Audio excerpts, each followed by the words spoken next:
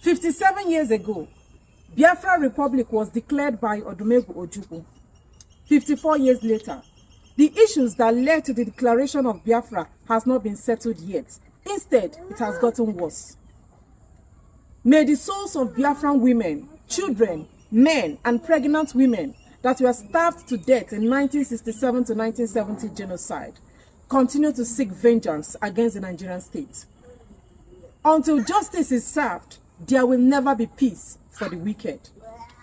Let it be on record that the genocide General Yakubu Gowon and the Nigerian state committed against the indigenous people shall never be swept under the carpet without repercussion.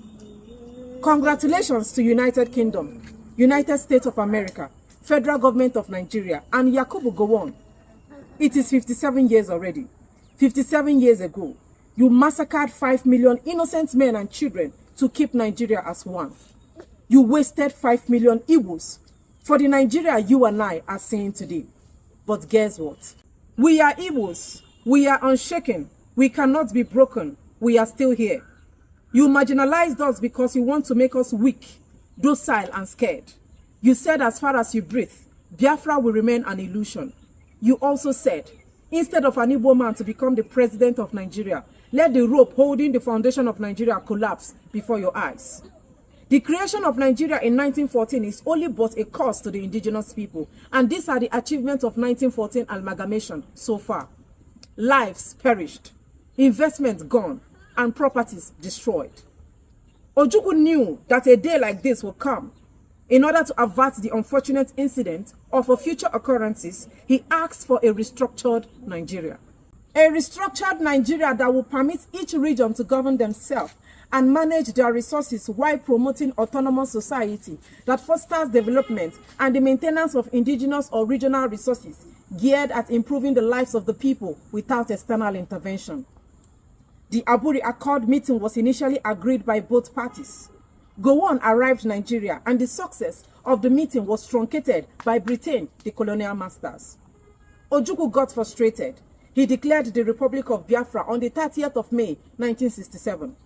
On 27 January 1968, Biafran currency pounds were printed by Odumegwu Ojukwu and was legal tender throughout the Republic of Biafra. On the 6th of July 1967, the war broke out. On the 13th of January 1970, the war ended and Yakubu Gowon declared or named the war "No Victor, No Vanquish" in order to promote reconciliation and healing, which never happened and never will it happen now. There was no healing, there was no reconciliation, and there will never be reintegration. May the soul of our internal leader, Dim Odumegwu Ojukwu, continue to find peace before God. If you are an Igbo man or woman, be proud of yourself, be encouraged, and always know this: the war has not ended yet. The fight is only getting started. I also want you to know this: the hatred they have for you is your strength, your hope, your voice, and your pride. And these are the reasons. The reasons why every tribe despises the Igbos is contained in this piece. Every tribe, which includes the North, the South, and the West, don't want to have anything to do with the Igbos. They don't want to associate with the Igbos. They don't want you to tag them with the Igbos. The reason is contained in this piece. It will surprise you to find out why the Igbos are the most hated in Nigeria. I know you are very anxious to find out why all the tribes in Nigeria are picking on the Igbos for no justifiable reason. Let's find out. First, the Igbo tribe is a unique tribe in Nigeria and Africa at large. Our uniqueness is what distinguishes us from other tribes in Nigeria because we are bold people, courageous people, fearless people, talented people, and most importantly, we are undefeated people. Our women are the most beautiful women in Nigeria and by extension, the whole of Africa. That is why some refer to us as angels that fell from the sky, probably because of our brown and white shining skin color. Our women are too beautiful to a fault and hardworking to the core. That is why men from other tribes in Nigeria always marry from Igbo land. If you want to have rest of mind, marry an Igbo woman. If you want to live long, marry an Igbo woman. If you want to eat good food, marry an Igbo woman. Igbo women are the best when it comes to keeping to the sanity and sanctity of marriage, adhering to the rules and regulations therein.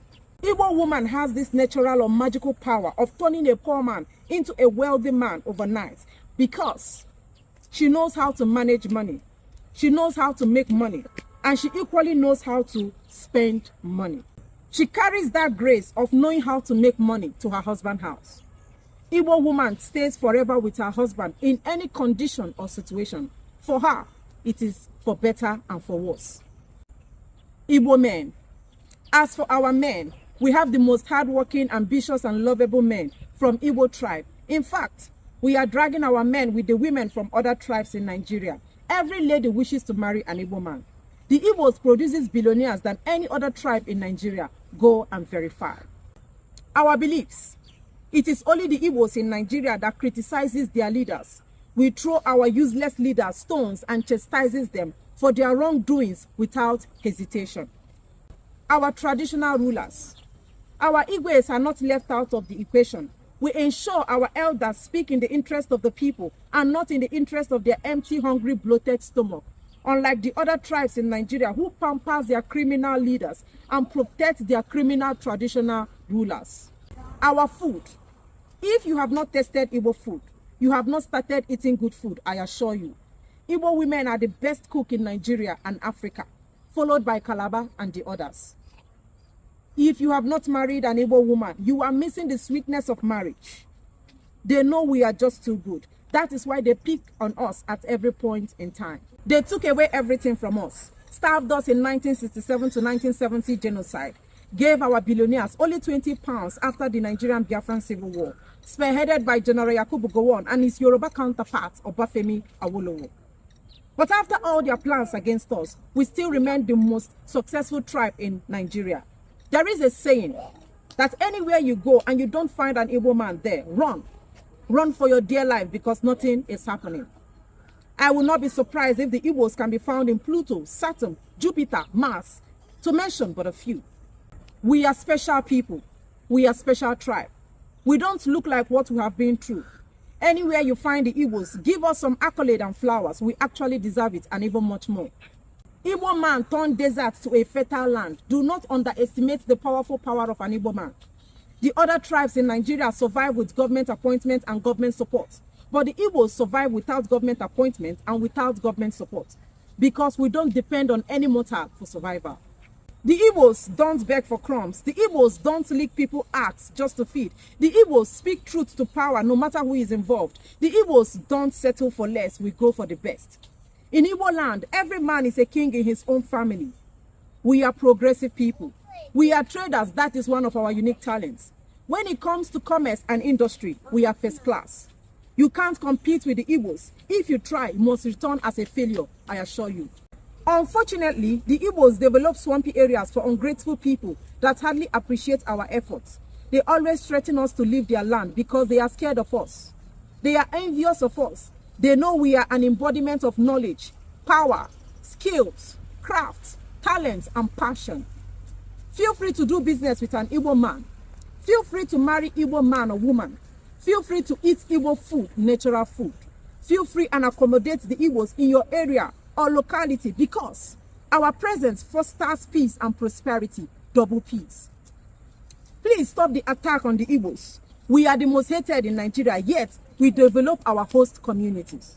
We are the biggest importers and exporters in Nigeria, but they deny the Igbos of seaport, yet it did not stop our movement of becoming the most successful and influential tribe in the whole of Africa.